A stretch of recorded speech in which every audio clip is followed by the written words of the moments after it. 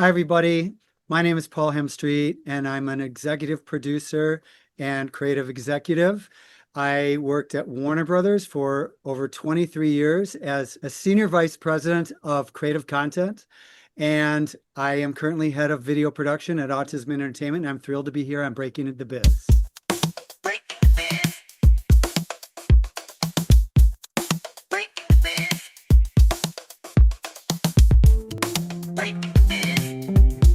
Stay tuned for today's episode of Breaking the Biz, an informative podcast where we dive into the world of entertainment by interviewing seasoned professionals who have made their mark in the industry. Gain invaluable insights as they share their personal journeys, offering advice on navigating the dynamic landscape of the entertainment industry. Whether you're an aspiring actor, musician, filmmaker, author, animator, or any creative soul, tune in for expert career guidance, insider tips, and first-hand accounts on breaking into the entertainment industry. Get ready to unlock the secrets behind successful careers and fuel your own passion for the limelight. Please remember to like this video and to subscribe to our channels for more great conversations. Greetings from Breaking the Biz, brought to you by Yes I Can Unity Through Music and Education. I'm William Felber, your navigator through the intriguing universe of the entertainment industry, as revealed by the visionaries and creators who bring it to life. Stay tuned as we delve into diverse insights from the forefront of entertainment, hearing from pioneers, creators, and agents of change. Prepare for a journey filled with tales of innovation, resilience, and the undying quest for artistic brilliance. I want to welcome everybody to Breaking the Biz. We've got a great guest with us. We have Paul Hemstreet, who is an award-winning producer. He's worked at Warner Brothers Studios. He's worked with the Harry Potter franchise, the Hobbit, the Matrix trilogy, DC Universe, an award-winning producer and multidisciplinary creative with over 25 years in entertainment, crafting content for major studios, production companies, and working in the nonprofit sector. His passion is producing documentaries, videos, and live production that uplift, engage, and inspire, focusing on stories that foster inclusivity, hope, and positive change. On top of that, while he was at Warner Brothers, he adapted the ever-changing technologies to produce content for the iconic franchise like Harry Potter, The Hobbit, The Matrix, DC Universe, and Friends, spanning short-form videos, VR, live events, and documentaries. After 2 decades at Warner Brothers, industry shifts, the pandemic, and personal reflection led him to a new path. Inspired by raising kids with autism, he joined the Autism and Entertainment, a nonprofit fostering employment for creatives on the spectrum. As head of video production, he mentors neurodivergent crews to create films that celebrate individuals who have overcome adversities to succeed in entertainment. This purpose-driven work has been deeply fulfilling. Live entertainment is another lifelong passion, with an MFA in directing from CalArts, go Santa Clarita. He produces theater and live music events, Love Outshines the Moon, that celebrates diverse communities and inspires audiences, having led multi-year franchise content plans for Harry Potter and The Hobbit. I mean, what an impressive resume, and you've touched a lot of really cool things, Paul. So I want to jump right into it. I want to know, when you were a little kid and you said, when I grow up, I want to be, what was that? When I was a kid, I wanted to grow up and be in the entertainment business. Even as a little kid, I remember fantasizing about moving to Hollywood. I remember being fascinated with it, fascinated with movies. My family loved to talk about sports, and I like some sports, but I love to talk about movies and other things. And theater, I think, was my gateway into entertainment. And I remember getting involved as a little kid. I loved being in school productions. I was in the most reverent terms, a theater geek. I loved being in shows. I loved the community of it. And then it was later in life, in high school and college, when I began to turn my interest to more than just theater, and that was film. So talk me through that. First, what was like the first film that you're like, okay, this, I'm hooked. I got to do this. Star Wars. And I saw it when it first came out. This is dating me a little bit, but I was like in the 6th grade and went with my friends to see it. And it was one of those experiences where I could barely even get out of my seat after seeing Star Wars. It just moved me so much. There's been a few films like that. Another one, which we can talk about in a little bit, is The Matrix. I remember when I saw The Matrix, I was just like blown away in my seat. And films like that come along every few years, and when I see them, it's so exciting to me because it makes you feel all the emotions and all the excitement of what a movie can do to inspire you. Yeah, no, Star Wars is definitely one.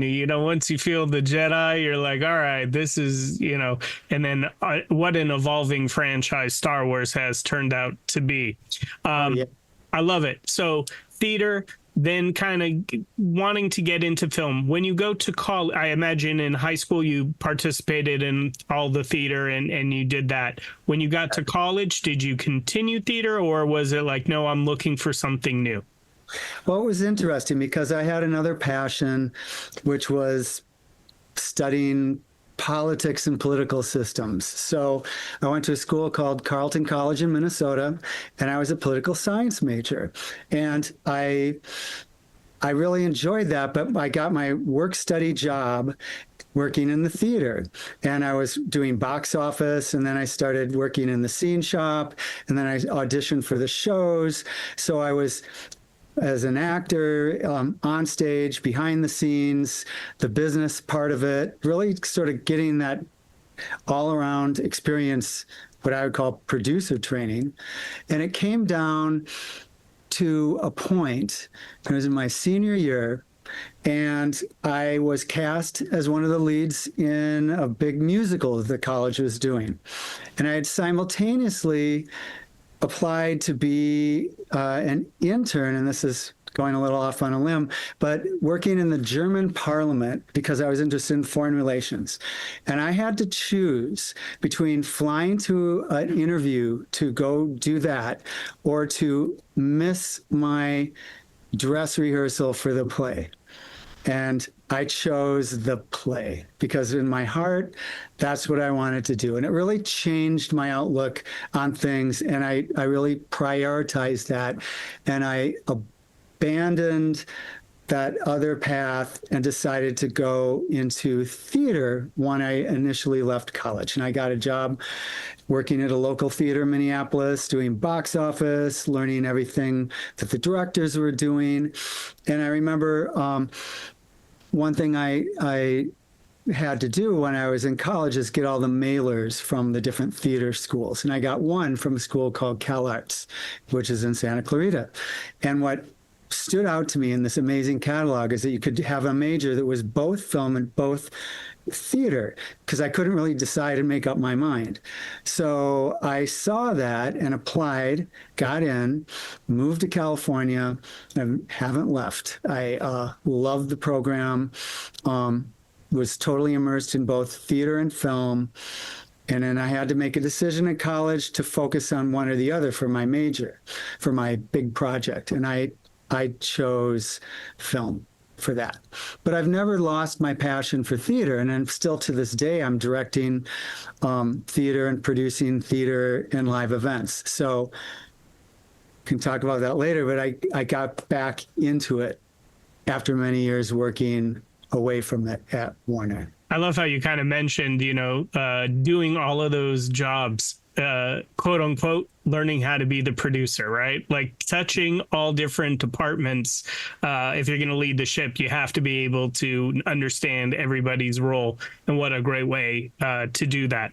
So at CalArts, you focus in on the film. Did you have to make a student film as part of your program to graduate? I did. I made a film called Animal Instincts, and it was about a misunderstood pit bull that was framed for a violent dog attack that this lovable dog never did. So it's a comedy, but kind of a dark comedy. I like it. I like it already. I love where you're going with that. Yeah. And yes, so I learned so much on that. And I think my experience going to film school was really positive. And CalArts was a type of school where you had to fend for yourself. They had a great mentorship with the professors, but I also had to get things done myself. And they taught us that too. They said, if you're trying to get something and that door seems closed, try to find a back door in. Try to be creative to get what you need without upsetting people, but don't give up on your idea. Don't give up on your plan, and keep on working towards your goals. And whereas some schools, fabulous schools, USC, will have, for example, films that the school helps to fund, and you end up working on other people's films. At CalArts, everybody had to make their own films. So we all had to be producers. And I found it really helpful after I got out of college, because I had learned a lot of skills towards just wearing many different hats, and knowing how to recruit actors, and how to make a budget for your project, and how to manage the post-production, and do many different things. And I think that's really important and a valuable thing, to be trained in many different areas. You don't, and probably shouldn't, just do one thing. I love it. No, it makes total sense to me. So you graduate CalArts, you do an amazing film. I love the framing of the Pipple. How do you get the first job coming out of CalArts? Is it referrals? Is it with, we always hear you make a nice tight circle at college. You never know who's going to be a boss, who you're going to be able to, give a handshake and bring somebody else aboard. Yeah. Internship, how do you get out there? Well, it was interesting. And all my jobs ultimately were related to friendships I had made, connections I made with other people, friends from CalArts, and people I met through them, and so on. And that's been true over the years, actually, even to this day. Back then, they had an organization called PALA, and it was called Production Assistance Los Angeles. And if you joined that, and a few of my CalArts friends and I did, they would place you on productions, on music videos and short films and commercials. And that unfortunately doesn't exist today. I think there are things sort of in its place through social media and different networking opportunities like that. But through that, I worked many different odd jobs. Sometimes I just had to go get coffee for producers. Sometimes I was driving around town, delivering things to film sets in the offices for the production. So I'd gone from having this, what I thought, high-powered film school degree, to doing errands and things. But I made so many great friends that way. And what you do when you get in jobs like that is you express to the people you're working with what it is you really want to do. You say, what I really want to do is to be a director or work with the camera crew. Can you tell me how I can start to do that? So you start to make these connections, and people generally in the entertainment business want to help you advance. They want to help you get into other jobs, but nobody will know that unless you tell them what you want to do. And your idea of what you want to do will change over the years. You'll discover things, and you might find you love to do something you never knew about. And especially with changing technologies, there's always new things you can do. So you don't have to know exactly what you want, but you want to ask for things that look interesting to you. Okay. So what was your ask? Obviously, and I loved how you mentioned that too. Paul, because no one knows what you're truly interested in, and everyone has to start at the bottom. There's no one who comes in and they're like, hey, here's some money and make your movie, right? Like you have to work your way up, and there's nothing wrong with being a PA, working in the mailroom. You know, when there was a mailroom, I just heard the Reebok guy who first job was working in the mailroom is now the CFO of Reebok, right? Like, and he touched every single job on his way up. So what was your ask? I loved editing. So when I was in film school, I was also taking a lot of editing classes, and I learned new systems and new technologies. And finally, somebody knew of somebody looking for an assistant editor. So I jumped into that, and it was for an entertainment advertising company that made trailers and promos for films and TV shows, the ads basically. And I learned a lot, and they would have me log footage, do basic things around the edit bay, but then they wanted to train me in on things, and they'd give me a chance to edit a few things together. And might start out being just editing clips together to help the editor. But then I really, tried to learn more and more, show what I could do. And they started giving me simple editing jobs. And then I became a junior editor and an editor. And then a producer editor, because the thing I love about editing is you get to see the whole picture. You get to see what the directors and producers' intentions were, and you really can help put the whole thing together. You really create the rhythm of the piece. You create the mood by adding music or effects. So to me, it was really rewarding.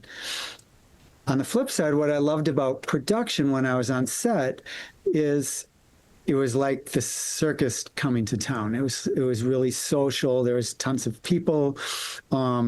You were constantly working with in different environments, but that was also kind of tiring. So I kind of welcomed going in the nice air-conditioned edit bays and having that focus and being able to just settle in on a project.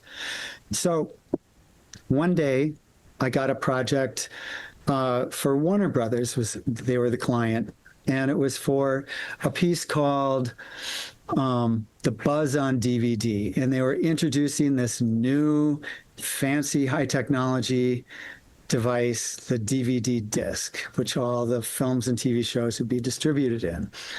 And they wanted to introduce it to the entertainment community, and I got to be an editor and producer of that promo.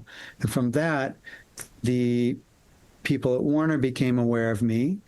And then they started putting special features on the projects they were putting out, the films, the Warner films, and they needed somebody who understood that. So I got to interview for that newly created position, and I got it. So I started out as a manager and in their new DVD group, creating special features. And that was my entry into the studio. I love it. And everyone obviously here is old enough to know the DVD, but the special feature part was like, if you really loved a film, that's the stuff that, those extras that you were paying, the $29.99 in Best Buy for, was to be able to watch that special feature aspect and, what they did behind the scenes. So anyone who really loves filmmaking is enthralled by that. So amazing that you got to introduce that new technology. And obviously, when we get a little later on, how many more new technologies are right around the corner, from the Blu-ray to Atmos to, all of the different audio and movie experiences. So you do that. What comes next for you, Paul? So at first, I tried to do everything myself in house, like, or hire in an editor, hire in a team to work on the different projects. And this is in the early days, and there weren't as many. And that became unmanageable. It became too hard because there are too many projects. So I started working with various production companies who had teams that could work on the projects. So I evolved pretty quickly into more of an executive producer on projects. And we might have 10 projects in different stages. And in the early days of DVD, it was just me, but then I got to start to hire more people to help me to manage projects. And then it started to, over the years, develop into different areas. Like I had a team working on new release films, and I had a few people working on catalog films, the great catalogs like Casablanca and Gone with the Wind and Bonnie and Clyde and countless other greats in our library. And then there's family entertainment. So there was Flintstones and Scooby-Doo and things like that, and original animation projects and things like that. So I then had a team of people. So what I would do is work with my team and work with our marketing department and publicity department to come up with creative plans for every release. And for a long time, we were always kind of last at the table in the studio to be able to get the assets for a film, because for a while the film would come out in theaters and it would come out on DVD months later. Well, that time between when a movie came out or a TV show aired and would come out in home entertainment shrank and got shorter and shorter and shorter. So it came to a point where we had to be involved earlier in the process to get crews on set, to get what we needed for our projects, to shoot interviews with the actors, to get assets that we could put into our documentaries and pieces, and for us to communicate with the filmmakers. So that was really rewarding to be part of that experience, to have a window now into the productions as they are shooting, and think about the different windows, what comes out when the film is in theater, and what comes out when it goes to home. And it really changed the way we work. I love that, because it also just shows your entrepreneurial mindset with, realizing you need teams underneath you and managing that, and that organizational leadership and knowing how to collaborate and the timelines, all of the skills we teach within our program. And it's just amazing to hear you share. All of those skills are so needed if you want to be successful, because deadlines are deadlines, but being able to be adaptable, knowing how timelines are changing along with the technology, I love it. What comes next? So it really taught me how to be collaborative, because you really can't do it alone. And I think in the film business and theater, you really depend on other people. It takes the group creative effort to make the project, and you may have an initial vision, but I believe that the project gets better and better with the creative input from all the other people, and you still have to pull it together. You still have to manage that and make sure that you're fulfilling your goals, but you can't just do it all yourself, and you can't have a big ego to hang on to things, because you depend on other people to help you get it across the finish line. So as we move forward, like I said, we got into some major franchises, which were super exciting to work on. I think my favorite one was the Harry Potter films. So we got the first film coming out in, 19 should know this off the top of my head, 1997, 1999. And to the last one coming out in, I believe it was 2011. And so much changed over that period of time. And as the films were releasing, the studio wanted to start putting out special editions and collections. And they kept on coming back to us. What can you do on this one? What can you do on this special edition? We want to put the first three together. What thing special can you do for that? And that drove us to create plans for the entire franchise. It really made us think about how can we roll this out across the 8 Harry Potter films, so at the end of it, we don't run dry of things to do, and we haven't put things out prematurely. So we started creating full plans rolling out over several years. And we did that on Harry Potter. We did that for The Hobbit.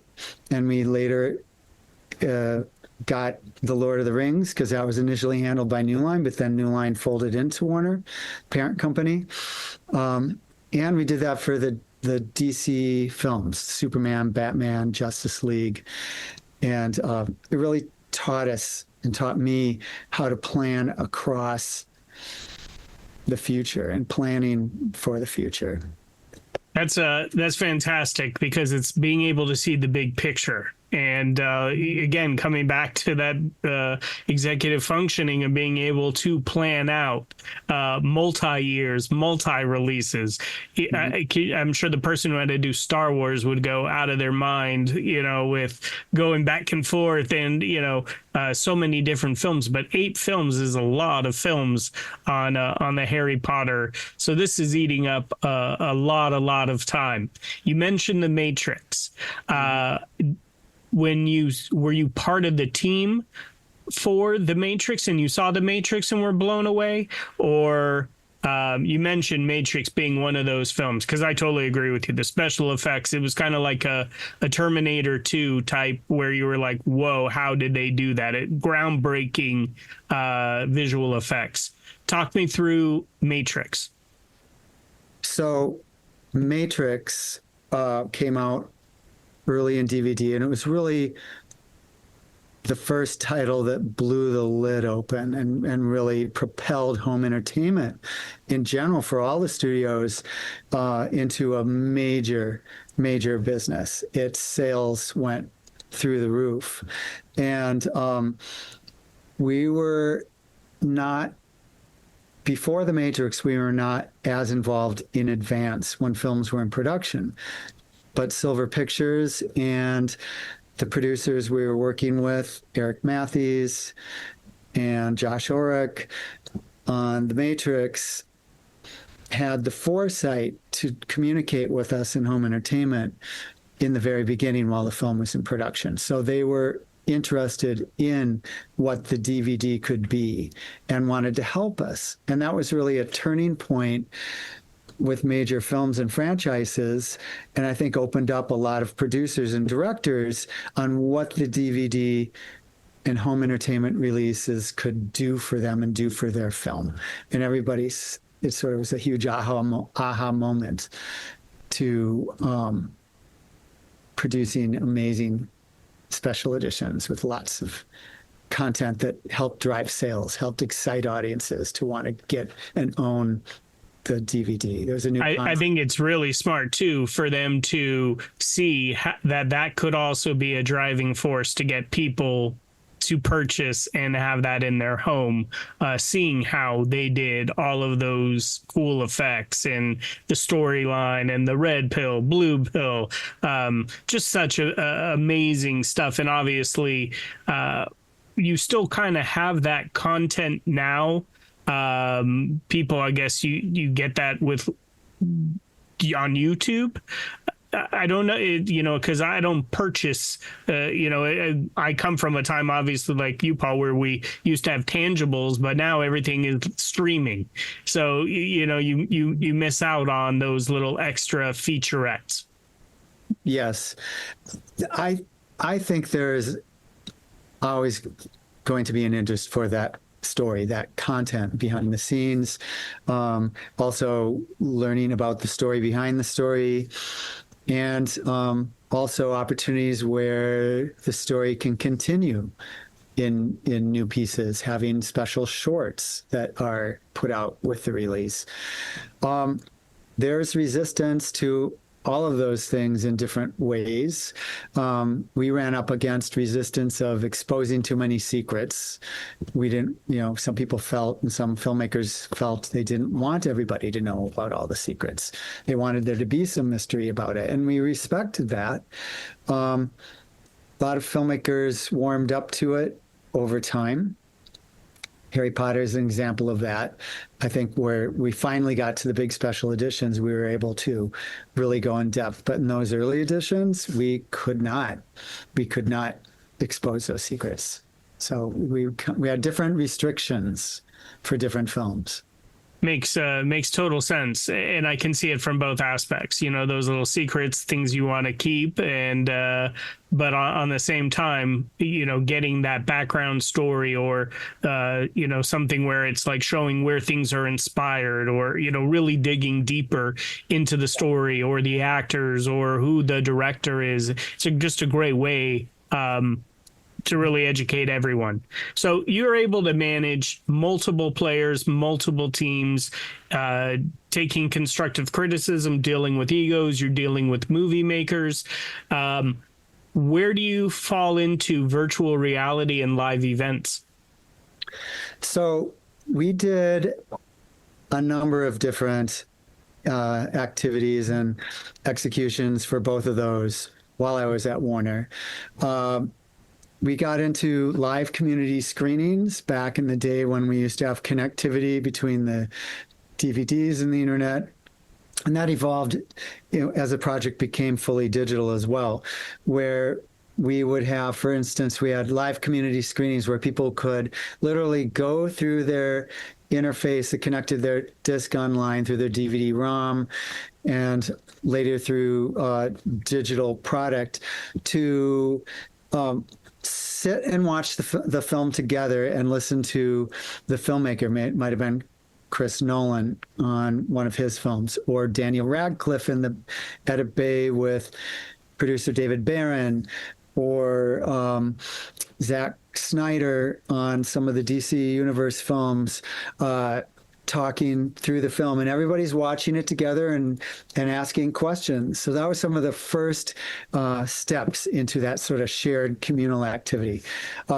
We did some things with Peter Jackson where he wanted to give a sneak peek in the Edit Bay of his upcoming Hobbit films, and you could only get access to that by having the home entertainment release of the previous film. It was like your key. And I remember with Man of Steel, we had an event with Zack Snyder where we had Amy Adams and we had Henry Cavill calling him remotely. And we had an event where people could view this discussion with the actors, and that was really exciting too. And we unroll those in different ways, and sometimes they were with online partners. Yahoo or an online retailer would help sponsor that. But it was an exciting way to get an immediacy to the franchise, to the experience, where people could really feel a part of it, even though it was a home entertainment release of a film that came out a while ago. You felt like you're really part of the ongoing franchise. It's genius. It just ways to connect the audience and get them even more buy-in. And I'm imagining all of the content in which you kind of created, that being a pioneer of that, they're still hitting the stores and Target, and people are still purchasing Blu-rays. They are. There's still a market for that, and some of these special features can be found through films on HBO Max, the streaming service, and also on different Warner channels on YouTube. I'd love to see more opportunities where there could be a hub for people to experience these things, whether it might be a YouTube channel, or if it's on Netflix, maybe it's a hub within Netflix where people can see these things, because a lot of this content is now spread in so many different areas, like you mentioned. It's hard to find a central place where you can get it. I mean, there's still can get DVDs, there's still Blu-rays, 4K, but it's getting a little spread out across different areas, and different groups want exclusive. So it'd be great if there's a way that could be pulled together later for people to have like a golden ticket package to the things they love about their franchise, their TV show, their films. 100%. I think that's your entrepreneurial, that's what you got to do next, Paul, for sure, because I agree with you. I think there is, you don't want to have to go searching everywhere. And back in the day when you could watch those features, you were locked in for sure. So I love that. Talk me through a time, Paul, where you stepped out of your comfort zone.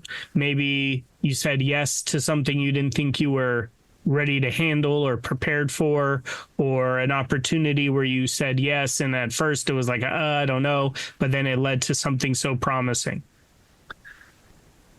Think about that for a second. There were some times when I wanted to pitch something. I remember this is earlier on at Warner Home Entertainment, when we were first getting into DVD-ROM and we had the ability to integrate new technologies. And there was a time when there was something that's easy today, but back then it was be able to, rather than navigate through things with a mouse or a trackpad to get through the digital features. We were trying to offer all the digital features on ROM. You could just tell the computer what to do. You just could navigate with your voice. So I remember pitching that, and it was in a boardroom with the president of the company, and some of the marketing people felt very uncomfortable about that, but I wanted to put it forward, and they let me pitch it, and the president signed off on it, and it was very expensive for the time. We tied it into Harry Potter release because it was like a magic effect. You could say spells or things like that, and get the computer to respond with special features related to the film. And we got to do it. So that was really super exciting. And I was a little nervous about doing that. And it took a lot of Q&A testing to make sure it could work. But we were able to release it. Now, back then, I don't think a whole lot of people got to see it. And of course, now you can do these things with your phone so simply. But it's amazing to see how the technology changed. So it's, I think we just have to look at the present moment at what might be possible, what fun thing might you be able to do using a new technology, and seeing if you can do it. Maybe nobody's done it before. You were on to something before Alexa, before AI, before Siri, and all of the above. So no, a phenomenal idea. I know that they sell those overpriced wands where you can walk by a Universal and make something move. So 100%, a great idea. Talk me through mentorship. We're gonna get into what you do with autism and entertainment, but before we go there, you're obviously donating time and mentoring a young group of creatives here. Who is your mentor in the entertainment industry? Is there still someone you could go to and run questions by, or someone who just said, okay, Paul's a smart guy, I'm going to guide him and make sure his career is successful as can be? Absolutely. I've had different mentors over my life. When I was at CalArts, my mentor was a man named Sandy McKendrick or Alexander McKendrick, and he directed these great classic films like The Man in the White Suit, Sweet Smell of Success, Whiskey Galore, Lady Killers. So look them up. They're all great films. But he really devoted his life to teaching, and he wanted to leave the rat race of the studios. He was with the British studio, Ealing Studios, and he was tough as nails. And I got to be his TA. But he was really a softy in his heart. He was an amazing human being, incredibly creative. But he really taught me how to be tough, to stand up for, what I want to ask for or need, to remain cool and calm, to be diplomatic yet firm. And he passed away many years ago, sadly. He lived a good, long life. And then at Warner, I was fortunate to work for a man named John Richards, and we worked so closely side by side for years and years, and I still work with him today. And he's a great sounding board, somebody I could always go to with an idea. He could tell me straight up if he, challenged me with questions, the difficult questions. So I think that's important, to have somebody that you can talk to, that can be honest with you, not to be surrounded by people who are just going to affirm what you're going to do, but will also ask those questions that might make you squirm a little bit. Yeah. And what better way to get those questions that make you squirm before you have to go in there and pitch it to the president, and you want to have the same reaction that he had and said yes, right? Like you want he or she to go boom, yeah, green light it.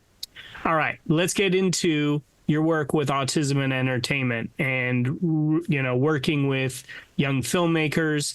I am a firm believer we need more diversity in filmmaking. We need more stories that are different than all of the stories or regurgitated stories. And I believe that those who think differently are going to make films that look differently. And that's that refresh that we really do need. So I want to know about your work. So I left Warner at the beginning of 2020, like right the onset of the pandemic. And I started getting back into editing. I started getting back into live theater and really sort of exploring the different creative things that I love. And a friend of mine, Jonna Cho, was one of the major attorneys at Warner that I worked with over the years. And she's also left Warner, and we both have kids on the autism spectrum. And when we were at Warner, we used to get together for lunch with other parents who also had kids on the spectrum and just talk about it, just share stories. And so Jonna called me up and said, I'm part of this group, the Orange County Asperger's Support Group. And it's a 501c3 charity, but they want to do something more. They want to create an entertainment-focused group that helps people on the spectrum who are interested in animation, production, film, theater, voice acting, music for TV and film, all of that, and help them get careers with the different film production companies. And they are starting this group. I think you'd be a great person to become a part of it. So I did. And we used to meet during the pandemic on Zoom, talking about what we could do. And that's how Autism Entertainment was formed. The head of that is named Judy Utah. She's the president of the work group. And I'm a member of that work group. And it has evolved so beautifully over the past 3 years. So I've been involved for about 3.5 years. It became a clear goal early on to have a conference where we could bring people together and really talk about it, get people under the roof, get talented people on the spectrum in the room with representatives from from studios, production companies, game companies, and also educational partners, groups like Spectrum Laboratory, who you, of course, have seen Jason on your, or heard him on your show, and others like Exceptional Minds, which trains people in visual effects, and Brainstorm Productions, which is down in Orange County, which does similar things as that, and so many other great partners that we have. The Ed Asner Family Center, and bring them together to get dialogue and to start allowing people to network. And also our government partners like the Department of Rehabilitation and the Department of Developmental Resources and the regional centers and those groups together that can offer opportunities. So we had this event. It was at the Skirball Center last April, and it was a fantastic experience. And people were just, I think, thrilled in all these different groups at the dialogue that happened, the panels they got to listen to, the networking in between. So since then, we've been building what we can do. We offer monthly webinars. We had one today on voice acting, voiceover work. We've had them with game design companies and even how to manage your money and keep track of that for people who are interested in entertainment who are on the spectrum. So we've really been offering different educational experiences, and we just started a group called the Creator Community Events. We had one in March. We just had one in June. We'll have another one in September.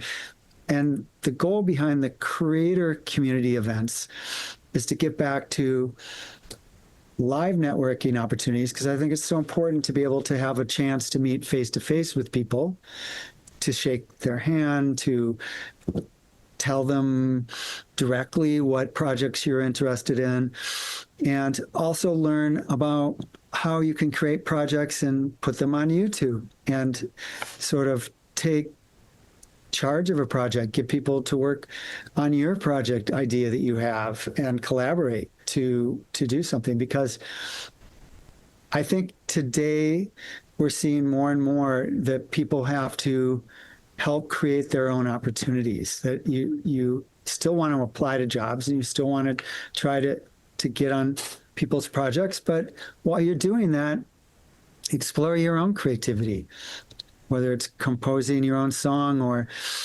creating a YouTube channel that helps, is an outlet for you to post things that are meaningful to you. So that's the goal behind that. And then we want to have another conference next year. We're working towards that.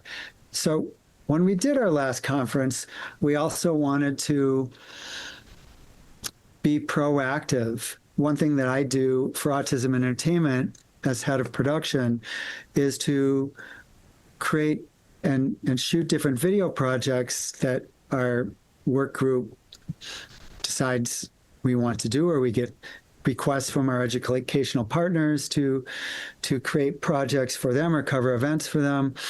And we want to practice what we preach and have neurodivergent crews, have neurodivergent camera people, have neurodivergent editors, and have them work on the projects that we are creating, which are around ideas for this community.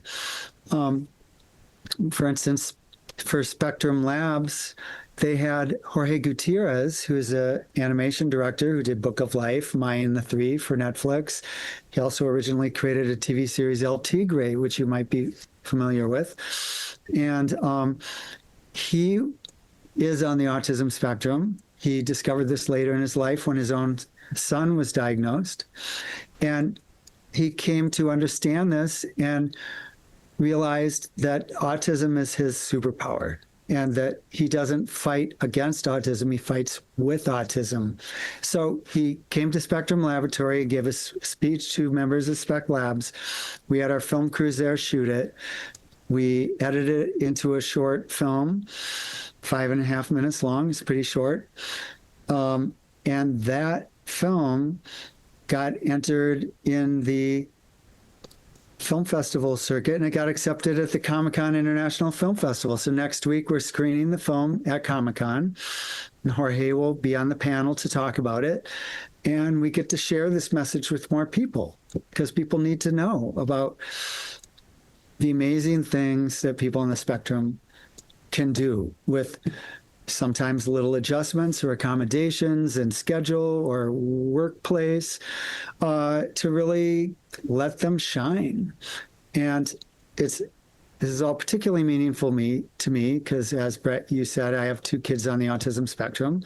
One of them's an animator, and I know firsthand as a parent how talented my son is, for example. And I think being a parent of somebody on the spectrum really taught me, or led me to mentoring and want to help other people on the spectrum learn more and connect them with resources that can help them in their career. I absolutely love it. First of all, the conference was hands down one of the best that I attended. A lot of my staff attended. A lot of our students attended as well. As you mentioned, getting all of these creative minds in one room. Jorge Gutierrez, who was such a dynamic keynote speaker. I love when people are not afraid to go, hey, I'm on the spectrum. This is my disability and this is who I am, but check out my abilities over my disability. And to own it brings courage to others to go, all right, like that's someone who, when he shares his story, right, the ups and the downs and getting rejected and only making him stronger, that just shows how you need to have that resilience, the grit and that perseverance in order to succeed, but also that growth mindset of not everyone's going to get it. There's timing. Everything works in it's when it's ready to work out. But what a phenomenal speaker he was. I love that you're practicing what you preach, and loved watching all the individuals working and filming and participating in that conference. So we cannot wait for the next one. Yes, I Can is locked in. Anything you need. We've got a crew of individuals who would love to donate their time and work, and we'll figure out how to get them paid, but working on that conference and being in that room. So major kudos to what you're doing with the nonprofit work.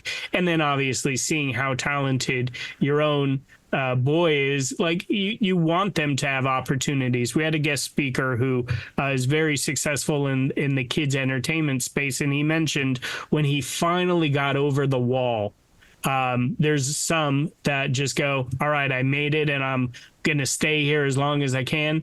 But it's not right not to throw that hand back over and bring 2, 3, 4 people over with you.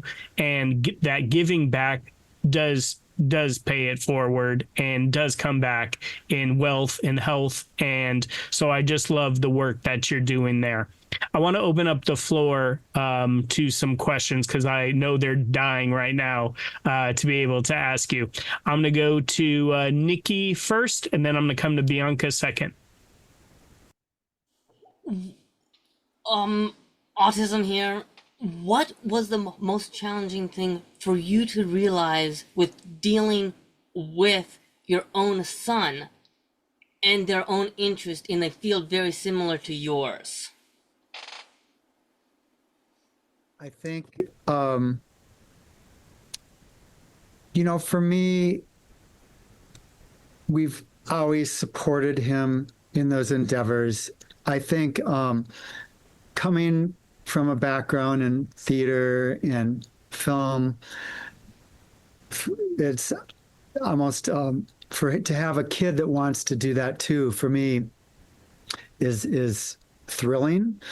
And my wife and I really want to support that. My wife is also a musician, cabaret singer, theater person, mentor. And we really wanted to encourage them to explore this, because I felt like if they weren't to have all that creativity in them and not express it would be a bad thing. So maybe that's the challenge, is to making sure that he felt confident to keep moving forward. Because I believe that he needs to follow his dreams and follow his passions. And that was his passion. I love it. Thank you. Solid question. And of course, I love when parents go, well, can they do this? And what will, it's like, whatever they want to do is what they're going to do. Nothing comes easy. You got to work hard. But being able to open some doors and give opportunity is what it's all about. So the talent's there. And just like you mentioned, if it's an accommodation or something that's needed, so what? Let's do it. Hi, Paul. I just want to have a quick question to ask for you. As someone who's about to become a new filmmaker and an aspiring screenwriter, what is the best piece of advice for me and other new coming filmmakers, if they want to make an independent movie and they want to distribute it to, studios, like what is the best piece of advice? How can you get the studios get interested and buy your movie for distribution? Yeah. So, hi, Presley. Nice to meet you. Keep exercising your creativity. And whether you are a writer, like if you're a filmmaker, most filmmakers also are writers or work with writers. Keep writing down your ideas. If you are sketching, storyboard artist, keep exercising that creativity and consider an outlet, whether it's your own YouTube channel or something like that on your socials, where you can start building, whether it's you have your own website, you start building those layers of experience that you have, because it'll lead to you having more credibility when you're trying to get people to fund your project, getting people to sign on to your project, because they will see that you're the real deal, that you got 5 good ideas. You have, maybe it's a reel or it's you talking about your ideas on video or something like that, or short films you might do with friends and that you post on your website or have on your YouTube channel. You're building this body of work. And I think you can do that now so easily in a way that you couldn't do when I was starting out. Well, it's more of a comment, I guess. And I remember saying that sometimes it feels like with autism, it's a lot of way more of the stories of people who know about somebody who's autistic rather than the stories of the autistic people themselves. Mm-hmm.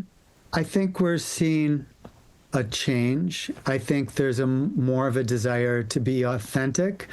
Like this movie, I don't know if any of you saw The Accountant 2 and The Accountant 1, which has characters on the autism spectrum or actors on the spectrum that is more generally regarded positively.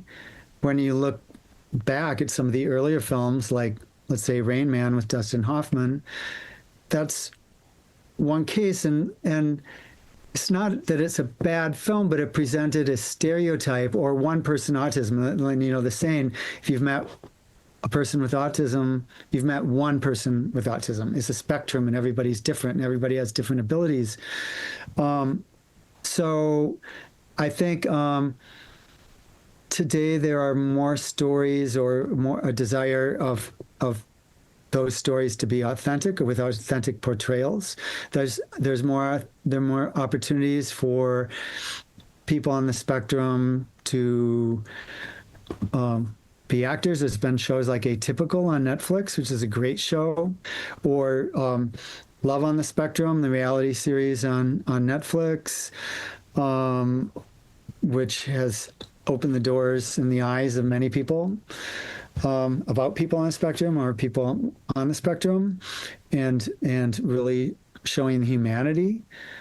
But there's also the opportunities and the need for people with autism to just have jobs working on films alongside other people, and they have nothing to do with autism, but being able to do that.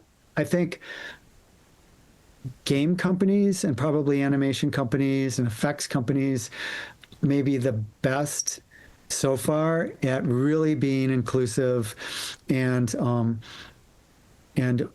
being more experienced in that area.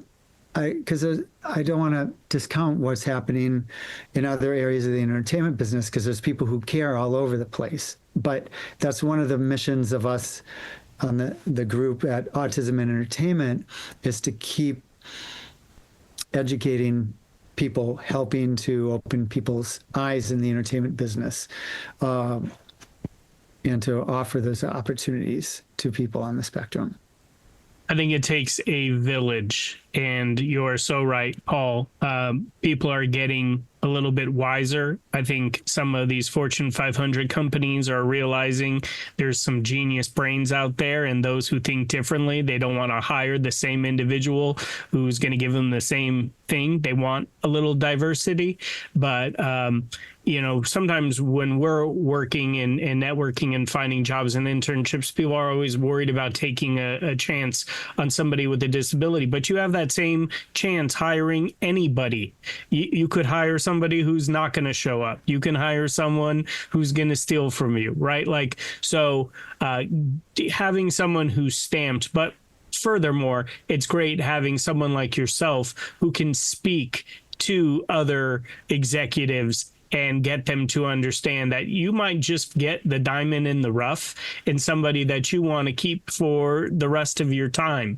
So there is such talent there, and I love that you guys are opening doors in all different aspects. So we're your partners in any fight you need. We're on board. Devin, let's go to you. All right, hello there. I'm impressed by the wide range of work, and very impressed that you are advocating for people who are on the autism spectrum and that are supposed to spread their independent work in movies and such. I just have the one question. What was your work like with DC Comics? As I've heard you were involved with DC? Yes, DC was a unit, a division within the Warner, and now Warner Discovery. So we worked very closely with the DC team on, for me, the first one was the initial Superman film, the first big film directed by Richard Donner, with Christopher Reeves as Superman. And of course, the film was released in theaters far before, but we put it out as a big special edition on DVD, and the studio really opened up for us doing a lot of special features. And one of the most amazing experiences was to be able to meet Christopher Reeve. He was at that time in a wheelchair, but he came to the studio and was a party, did interviews for it. And that was a thrilling experience. That was one of the first ones. And it was over the years on not only the films like the Snyderverse with Man of Steel and the Justice League and Batman versus Superman, but later into Wonder Woman and the Wonder Woman films, and then these amazing animated DC series like Batman Beyond and STEM projects, and even going back and unlocking Fleischer animated Superman pieces from decades ago. So DC was always helping to direct it, making sure everything was coherent with how DC presents itself. So we worked very closely with them on how we treated the DC properties.